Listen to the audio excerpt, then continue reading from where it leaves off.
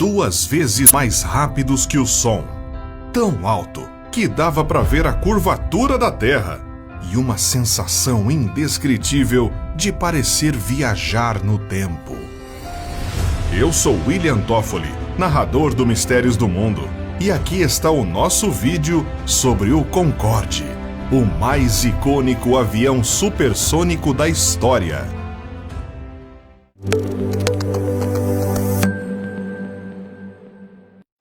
Do aeroporto de Heathrow, em Londres, e do aeroporto de Orly, nos arredores de Paris, os primeiros Concordes com passageiros comerciais decolavam simultaneamente em 21 de janeiro de 1976.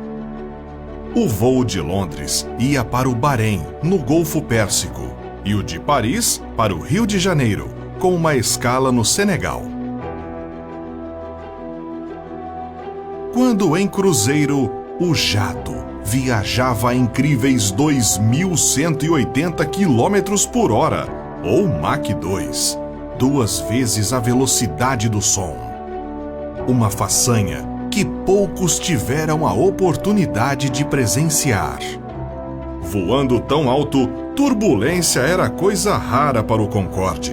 Olhando pela janela, podia-se ver claramente a curvatura do globo terrestre. O avião era mais rápido que a velocidade de rotação da Terra. E isso se fazia notar quando a decolagem em Londres era no começo da noite e o pouso em Nova York acontecia ainda durante o dia.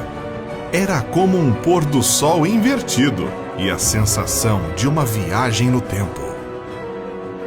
Com asas alongadas e viradas para trás, cabine bem estreita e bico fino que deslizava para baixo durante o pouso para melhorar a visibilidade do piloto, o Concorde foi um dos aviões mais bonitos de todos os tempos e uma das maiores inovações da engenharia humana.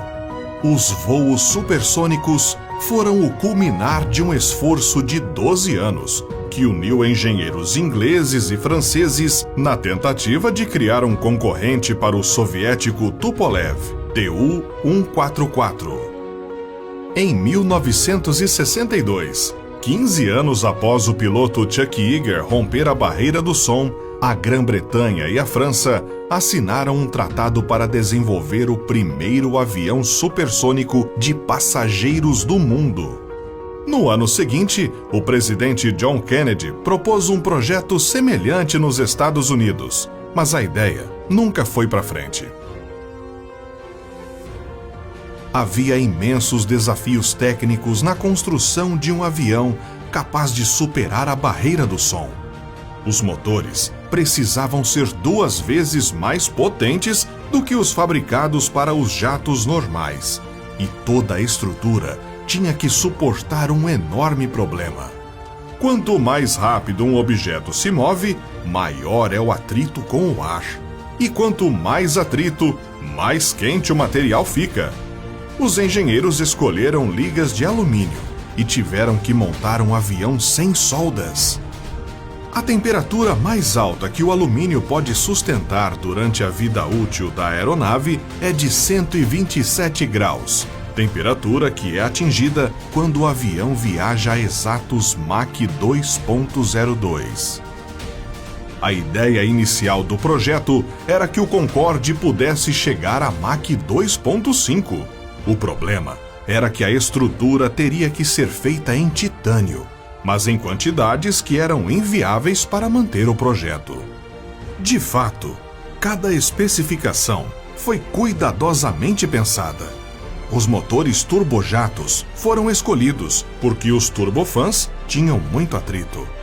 A pressão da cabine foi ajustada para o máximo conforto do passageiro, ou seja, mesmo o avião voando a 18 km de altitude, o passageiro se sentia como se estivesse a apenas 1.800 metros. Também ajudava os clientes a apreciar melhor a comida, já que altitudes maiores afetam negativamente o paladar. A maior parte da superfície teve que ser coberta com uma tinta branca, altamente refletiva para evitar o superaquecimento da estrutura de alumínio.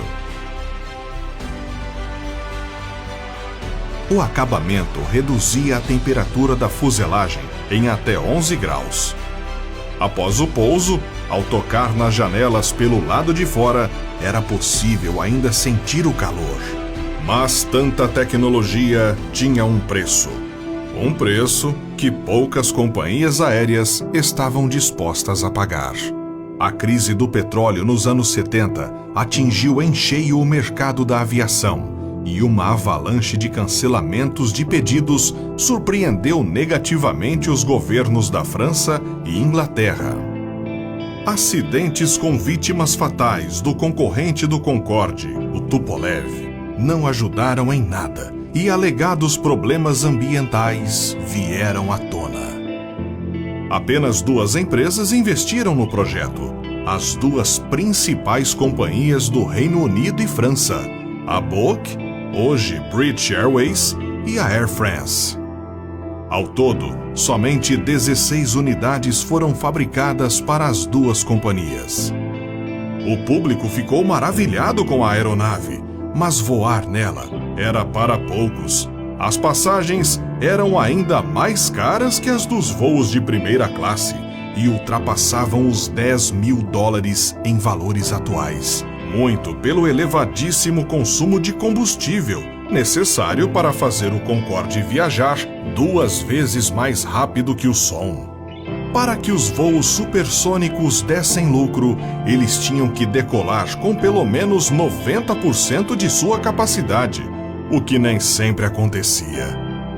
A rota brasileira, por exemplo, tinha uma ocupação média de apenas 50%. E por isso foi uma das primeiras a ser extinta. Mesmo assim, o Concorde continuou conectando a Europa e Estados Unidos com uma velocidade e glamour poucas vezes vistos na história. Com tantos recordes quebrados pela aeronave, sempre foram grandes os temores de que algo de mal pudesse acontecer. E aconteceu. Um acidente fatídico na tarde de 25 de julho de 2000. O Air France 4590 mudaria para sempre a história do Concorde, que até o momento não tinha sido protagonista de nenhum acidente em 31 anos de serviço. A aeronave partia do aeroporto de De Gaulle, em Paris, em direção a Nova York. Quase imediatamente após a decolagem, o avião caiu perto de um hotel em Gonesse. Uma enorme bola de fogo foi vista à distância e todas as 105 pessoas no avião foram mortas imediatamente. A investigação revelou que o Concorde, durante a corrida de decolagem, atropelou detritos deixados por outra aeronave, que fizeram um dos pneus explodir e atingir um dos tanques de combustível, iniciando rapidamente um incêndio fatal. Após algumas melhorias no projeto, o jato supersônico voltou aos céus em novembro de 2001. Mas o mercado da aviação havia sofrido outro duro golpe: os ataques de 11 de setembro.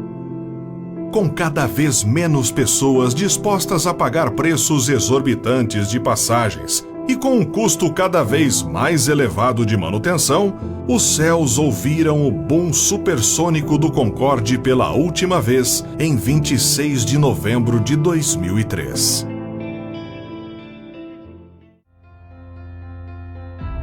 O Concorde é apenas uma peça de museu agora, mas o sonho de voar mais rápido que o som não morreu. Vários fabricantes de experientes como a NASA, até a Lockheed Martin, a novatos como a Boom Supersonic, não faltam com tentativas de tornar as viagens mais rápidas que o som viáveis novamente. Mas todos os velhos empecilhos ainda se fazem presente hoje. E parece que aeronaves tão icônicas quanto o Concorde vão ficar ausentes do céu por muito tempo.